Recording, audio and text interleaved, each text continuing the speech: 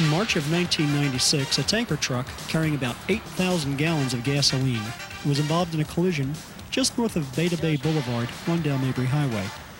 This area of town, known as Palma, Ceia, is predominantly a residential neighborhood. Along the four-lane highway, there is a mix of small businesses, churches, and day schools. There is also a public high school. The highway itself is a very busy main road. The initial alarm came in just before 7 in the morning, and the tanker would lay on its side across the main highway until well into the afternoon. During the 12 hours the Tampa Fire Department was on scene, many different social, emergency, and pollution control agencies played a key role in the protection of the public and of the environment. The goals of this video are to explain the on-scene activities that were key to preventing the emergency from becoming worse, review some of the off-scene activities that were coordinated by the Hillsborough County Emergency Operations Center, and lastly, to review lessons learned from this incident. It was a rainy and cool morning in Tampa when the emergency calls reached the Tampa Fire Department Dispatch Center. From the initial calls to the 911 dispatchers, the first responding Tampa Fire units realized they were going into a major emergency. Bruce Torrens, a firefighter and hazardous materials technician for the city of Tampa, owns a house only a few feet from the accident site. This is Tampa Fire Rescue. Ma'am, this is Driver Engineer Torrens. Yes. Hey, we have a tanker that's upside down. Yes, what's it In leaking? Granada and Dale Mabry. Is it leaking? It is leaking, definitely. I didn't even see this. We have two vans. Dale Mabry and Beta Bay go. Upside tanker leaking. We had two vans, a small car also involved. Two vans and a car involved. We have people trapped in the car and one of the vans right now. Hey, we have gasoline. It's 12:03. Okay, gasoline. Am I going to need more than just one rescue? Oh, you're going to need at least, let's get 3 rescues on the way. Let's get a second alarm on the way. When fire crews arrive in an emergency of this magnitude, a system called Incident Command is initiated. Using the Incident Command system, fire officers in charge of the scene try to quickly assess all of the problems that are present and come up with a plan to deal with them. On scene in the first few minutes after the accident were fire crews from Station 14. First thing I saw was the tanker that was tipped over. Where we approached, we were heading south on Dale Mabry, and there was a 3-car pileup about a block away from the tanker on the opposite side, which we did not see until we got up around next to the tanker. We assisted some other firefighters in digging out a trench and diking the gasoline so it wouldn't go any further down into the sewage. A lot of people were trying to walk through the hazardous area. We'd have to stop people, telling them to walk around, move back. A lot of confusion, a lot of curiosity. Of course, the media showed up, and they pretty much stayed back around the border where we had the streets blocked off. And there was a lot of that, a lot of going on. Initially, the accident scene presented many hazards, not only to the accident victims, but also to residents, the fire crews, and the environment. Captain Pete Barno took initial command of the emergency scene. Well, number one, of course, life safety. We had the people trapped in the car, so that was our first concern. And then after that, we started thinking about containment and stuff, which was life safety in the neighborhoods and everywhere else. We knew right off the bat that we had product going into the sewer, and we had it draining down towards the cars where the people were trapped, and then we had it going in on the other side of the street, which was flowing down towards Plant High School. But we didn't know until later on how far it had gone or where we could stop it at. So we were thinking along these things, but resources, getting it covered with foam certainly was a major concern, and just what we were going to need. We knew right off the bat we were in for a long-term thing. We knew we're going to need a lot of resources, a lot of people. Mutual aid started coming into mind right off the bat. We knew we were going to need some outside agencies. Sand, we were going to need Public Works, DOT. MacDill came and gave us some support. So we knew right off the bat we were in for a large-scale operation. Captain Barno established the groundwork for the incident priorities. For any emergency, the incident priorities are life safety first, followed by scene stabilization, then conservation of property and the environment. The initial life safety concern was for the accident victims. The truck driver and the motorist in all three vehicles were rapidly removed from the scene. Thanks to these quick actions, despite how serious the accident appeared, there was no loss of life. Also in the life safety concern was the possibility that gasoline pouring out of the tanker might ignite. At all hazardous materials incidents, there are a set of standard strategic goals that the incident commander should follow. These goals help the incident commander obtain his scene priorities of life safety, scene stabilization, and conservation. By handling the large problem, one small piece at a time, an emergency becomes much more manageable. The strategic goals at hazardous materials releases are scene isolation, notifications, product identification, protection of public and responders, spill control, leak control, fire control, and recovery and termination procedures. Tampa Fire Department has listed each of these activities on an action plan checklist to remind the fire officer in charge of the scene what needs to be done. Some items on the action plan may be easier to control than others, depending upon the situation and the product involved. Let's look at each one of these areas separately and see how emergency responders dealt with each area during the course of this tanker emergency. Once on the scene, it is the responsibility of the fire department to try and prevent a situation from becoming worse.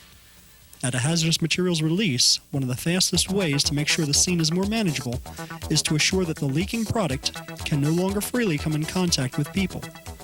In this situation, isolating the scene required the fire department to quickly rescue persons trapped in their cars and to evacuate citizens from the area. Also, once the citizens and victims are safe, the person in charge must assure that firefighting personnel do not remain in dangerous positions. This is done by assuring that all fire crews are in safe areas and only go into dangerous or hot zones when properly protected and for a specific reason.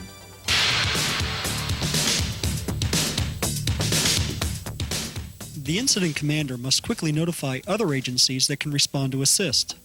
The obvious first thing to ensure is that a hazardous materials team is responding.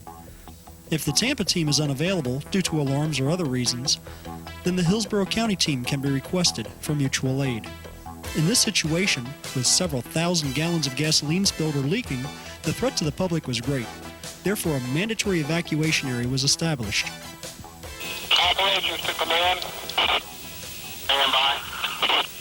Command, I would suggest we start evacuating this area. I've looked at both sides of this tanker, and we've got much more of a significant leak on the backside that you can't see. We've got a considerable amount of fuel in these storm sewers. We probably ought to start evacuating this area. You want to command? Command by. Police down here, I'll take care of evacuation. You want to do it in a 2-block radius? That's affirmative. Start on the east side first. But the police and fire departments cannot just shout, get out," without providing evacuated citizens with some place to go. When an evacuation is ordered, the local Emergency Operations Center, or EOC for short, is notified. The EOC is charged with providing support and assistance to both the on-scene commander and evacuated citizens. Larry Gispert is the director of Hillsborough County Emergency Planning Operations Center. We asked him to define what the county warning point was and the role of the Emergency Operations Center and Emergency Planning Operations. I'm the Director of Emergency Planning for Hillsborough County, which is a section underneath the County Administrator. We're tasked with the responsibility of planning for, responding to, and recovering from any man-made or natural disaster that encounters the entire citizens of Hillsborough County. The facility to which we control and have everybody come into and to attack the situation is called the Emergency Operations Center, and this is where all the affected agencies would be there in order to coordinate our response. Within the Emergency Operations Center is a component called the County Warning Point, and this is currently manned and staffed by our County Fire and EMS Dispatch Center. They have special communication circuitry to the Weather Bureau and to the State Warning Point in order to receive alerts and or give alerts of any potential disaster or emergency. So that morning when the tanker went on its side, The county warning point got a phone call, said we had a mandatory evacuation in place. They contacted you. What was the first thing that your emergency center did?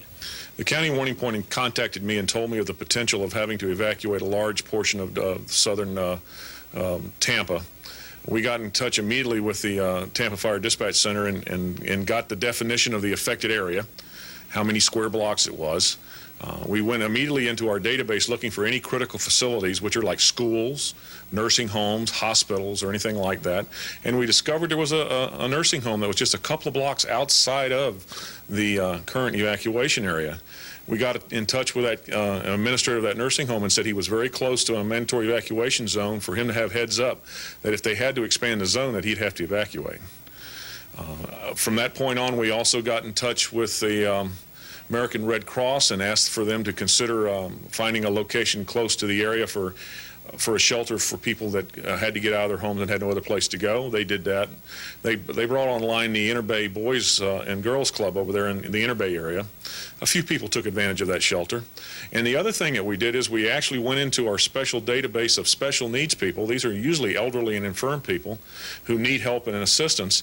And we actually discovered 8 of them who lived in the evacuation areas. We laid on some transportation with the county sheriff van. We actually went there and checked on their health and got them out of there in case they would be in danger. The Plant High itself was right on the fringe area of the evacuation zone, and it was determined early on that we ought to be better safe than sorry, and we were going to evacuate it. We got with the school board and the principal of Plant High, and since it was a senior high school, some of the students drove, and they were capable of finding their own way, and they were let go school early. Those kids that could not drive were decided to take over to Jefferson High School, which is over on Cypress Street, which is the nearest high school to there. And then the parents were told if they wanted to pick up their kids, they could pick them up at Jefferson High School. And it all went very smoothly, to be honest with you. Other agencies that should be notified include the tanker company who owns the truck, the Coast Guard if waterways are threatened, other environmental agencies, storm drains, street departments, and other city agencies can come to assist. At the tanker rollover on Dale Mabry Highway, all of these agencies came in, and each one had a key role to play in the successful outcome of this accident. As the different people responded from other areas, MacDill, Pinellas Park, Hillsborough County Hazmat, and so forth, Department of Public Works, like I stated, Department of Environmental Regulations. Once we got all those people there and you kind of sector those people out to different officers of the Tampa Fire Department in your ICS system and have all those people report back to command at regular time intervals, say every half hour or every hour as the scene progresses, it works very, very well. Everybody, all the agencies in the area are very, very cooperative. They want to, first off, resolve the problem that we have at hand. And that's got to be the main priority. But you've got to have an organizational structure. You've got to give them basically jobs to do. You've got to depend a lot on EOC. Did they make all the calls that they should have made, the state warning point and so forth? If you can bring all these things together in a joint effort, you can solve the problem at hand if you do not have the unexpected, such as a fire or whatever. But you've always got to be aware of the unexpected and be proactive in eliminating and taking care of whatever might happen as best you can through experience and good judgment. We'll fix the clamp and then we'll reassess what we need to do next. Sometimes product identification is an easy process, but other times this can take some effort. The incident commander is encouraged to verify all sources of information that provide for chemical identification. For example, placards provide some initial clues to what the product may be, but shipping papers help to confirm the product being shipped. Also, interviews with the truck driver or other company representatives will further assure what product or products are involved. At the tanker rollover, several sources were used to confirm that the product was gasoline. There were placards on the truck, interviews with the driver, and confirmation from shipping papers.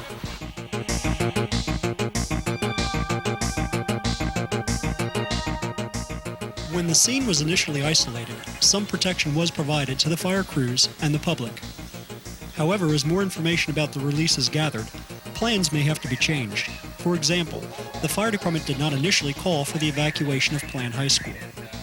As we sent some crews down to do some metering, we determined that indeed we did have gas far down the road. kind of an unusual situation is while we all stood away from the flow of the gas, the way the storm sewer flows was coming back towards us, which in essence dumped it into the sewer system and into the ditches all around Plant High School. Initially, we checked it out. We thought we could just throw some foam on top, dike it off, but then we started getting some reports from the school itself of the strong odor of gas in the building. We determined the safest course of action at that time would be to evacuate Plant High School. At all hazardous materials scenes, there must be a safety officer assigned. This officer is responsible for the general safe planning and carrying out of procedures that will occur. Other considerations include the selection of appropriate personal protective equipment and decontamination procedures. Also, in the considering of safety of responders, a rehabilitation area must be established. In rehab, the fire and hazmat crews should be protected from the elements, given cursory medical checks to assure that they are not physically exhausted. Additionally, food and fluids should be provided.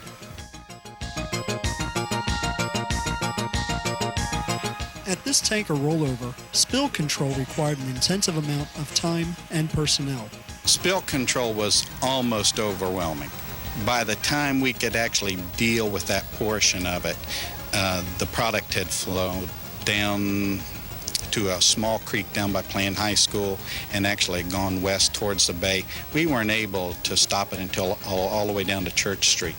And then that area was so big that we would build a dike and it would break it. We would build a dike and break it. The weather didn't help us any either because, of course, it'd start to rain and just that creek would swell up and break that one and we'd move on down. And finally, what we actually did is we built a dam at the bridge and the bridge reinforced it.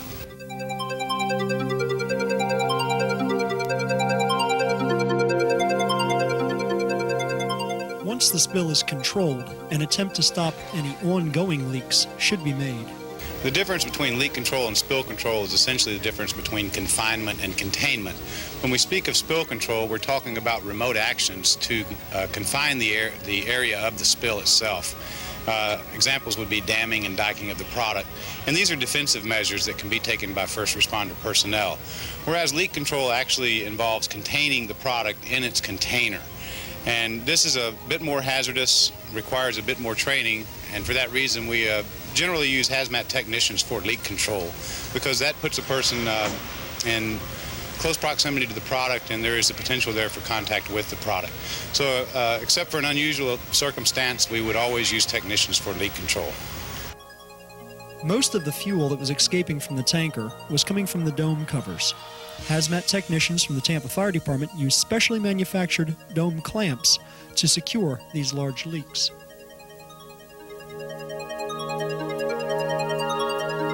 Although fire control is listed near the bottom of the action plan, it may be one of the first items that needs to be addressed. At the tanker rollover, one of the major priorities was to keep ignition sources under control. Luckily, the fuel did not ignite during the accident, and fire crews were determined to ensure that ignition did not occur. We didn't want to take any chance of any type of a spark. Basically, what we had on the ground was a big bomb waiting to go off. I think a major problem as we initially responded would have been the possibility of fire, and with the 8,500 gallons of gasoline. If it would have caught on fire, obviously it's going to run in, the fire is going to go into the storm drains, into the ditch. We're going to have a large loss of life there and property in the immediate adjacent area, with the people still being in their homes and us trying to get them out. And plus the other 3 victims that would have been the drivers and the passengers in the vehicles. We asked Captain R.B. Simmons to briefly explain how foam works to help limit the fire threat. Foam basically seals the fuel. It stops the vapors. And the fuel doesn't actually burn, it's the vapors coming off of the fuel that burns. So what you need to do is stop the vapors and you can stop the threat. When we brought in a tractor trailer that's got 69 55-gallon drums of foam on it, we had more than enough foam to handle this. MacDill Air Force Base also supplied foam firefighting capabilities. Their MacDill going hand over foot to help us out there, sending the 2 P-19s out there, which just their presence there eliminates probably 2 fire crews there, just that one truck. Besides the gasoline that was pooled on the streets, many hundreds of gallons went into the storm drains. Fuel in the storm drains presents some very serious hazards to emergency responders. Well, the problem with gasoline in the storm drains, of course, the vapors coming from gasoline are essentially our problem. It's the vapors that burn. And once the gasoline entered into the storm drain area, then we had vapors being produced in that subsurface environment. And in that area, being a confined space, if we had an ignition source, we would have what's called a fuel-air explosion. And also the confinement would cause that explosion to be very violent.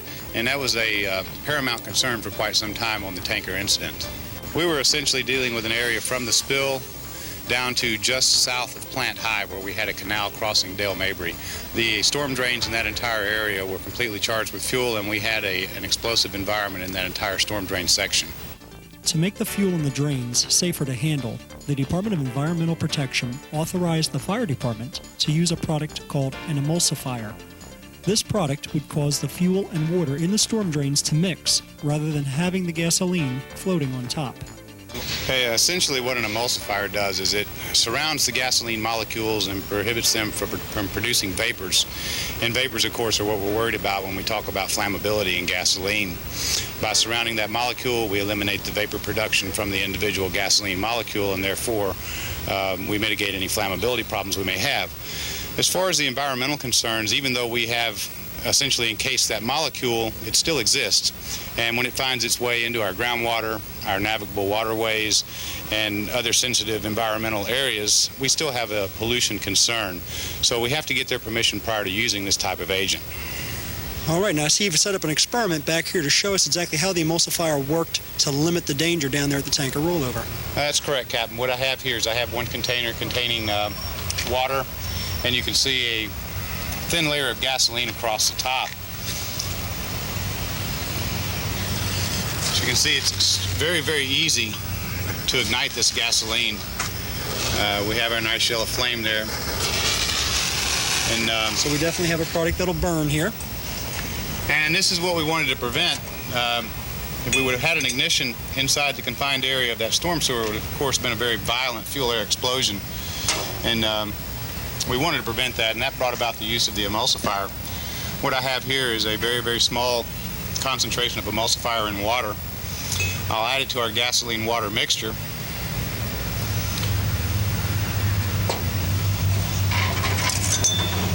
And the stirring will simulate the agitation that occurs during the application process.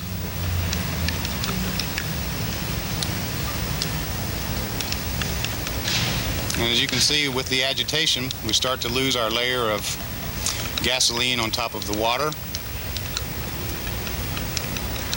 Now the amount of vapors in this glass have probably dropped off significantly. And now you have very little, if any, vapor production coming off of our mixture of products here. In order to demonstrate that, I'll bring my torch back up and attempt to ignite now. And as you can see, we're unable to light the mixture. And this is essentially what we accomplished by the use of an emulsifier on the Dale Mabry tanker rollover. Within a reasonable period of time, the responders at the tanker rollover had completed most of their hazardous materials action plan. The scene had been isolated, citizens were evacuated, and only emergency personnel in proper gear were allowed into the hot zones. With most of the concerns addressed, it was now time to start thinking about how to clean up the mess. The most time-consuming phase of the accident cleanup was collecting the spilled gasoline. To assist in this matter, vacuum trucks were brought in to pick up the wayward fuel. The vacuum truck operations continued for several hours. During this phase of operation, fire crews continually monitored the scene with sophisticated gas detectors and kept the foam blanket intact. When the majority of the gasoline was picked up from the street, it was time to begin the removal of the fuel that still remained in the overturned tanker. The stresses on the vehicle were already severe. If we tried to upright it with all that fuel in it, chances are it would have split on us and we would have had all the rest of the load on the ground, posing a real big hazard. And secondly, we didn't want to take any chance of any type of a spark. Basically what we had on the ground was a big bomb waiting to go off. So procedure is to drill the tank, pump it into another vehicle that's waiting, and then at that time upright the vehicle. At this incident, the fire department allowed a private recovery company, Steps Wrecker, to perform the pump-off procedure. We asked a member of Steps' recovery team to explain to us what their assignment was and what training and experience they brought with them to the scene. The first thing we'll do is, of course, contact the incident commander on location. At that point, we explain to him, advise him we're on location.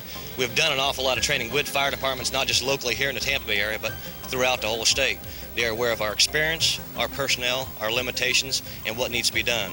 Our portion of the link, the chain of, if you will, our link is, of course, to do supply pump-off procedures, the drilling procedures that are necessary to remove the cargo from the tank in this case, and, of course, upright the unit afterwards. We supply, in a situation such as that, a minimum of 2 large hydraulic wreckers with capabilities of lifting 50 tons or better. We'll supply a full crew, hazardous material crew, capabilities of going in paired out 2 at a time, being able to pump off, drill the tank, pump-off procedures, and of course uprighting the unit afterwards. Once the pump-off was accomplished, it was time to bring in the big rigs and remove the damaged tanker off of the highway. This was another dangerous time because of the condition of the damaged tanker and the probability that some gasoline did remain uncollected inside of the tanker. Steps Wrecker was also called upon to upright and remove the damaged truck. This type of operation is not just a lot of guesswork. These recovery experts studied and planned for every move before they set their big rigs into motion. Once recovery of the tanker was completed, fire department operations at the scene were almost over with. A final survey of the area was done to assure that all hazards were corrected. About 6:30 p.m., nearly 12 hours after the accident had occurred, the decision was made to cancel the evacuation order. For local residents, the inconvenience caused by the tanker accident was not quite over with. Inside of the storm drains, in the drainage ditch, and throughout a several block area, water and soil that was contaminated with gasoline remained to be cleaned up. A private pollution control contractor remained on scene for 3 days, remediating the site. Due to most of their work occurring on and along Dale Mabry Highway, the road remained closed to traffic for several more days. As with all major incidents, fire crews that responded will review their actions and plan for future emergencies. I think the overall operation went well. We had a lot of stuff going against us. We had a lot of stuff going for us. The main thing that we had going against us was the weather, the time of day, and the basic scenario that we were playing there. We had a gasoline tanker that was leaking profusely. The thing that we had going good for us was experience, good people on the scene. The operation went well. Like I said, I think that we can always learn from these operations. We've had more recently than we've ever had in the past due to the frequency of these things running up and down the road at full at 8,500 gallons. So you've got to be set for the long haul here, and there's a lot of things that are going to play in that time frame that you just need to be proactive up front in getting those people there, and maybe you can save yourself a couple hours. The cleanup crews, the environmental people, there's a lot of questions that you're going to have to answer there as a scene commander and so forth to finally resolve the problem.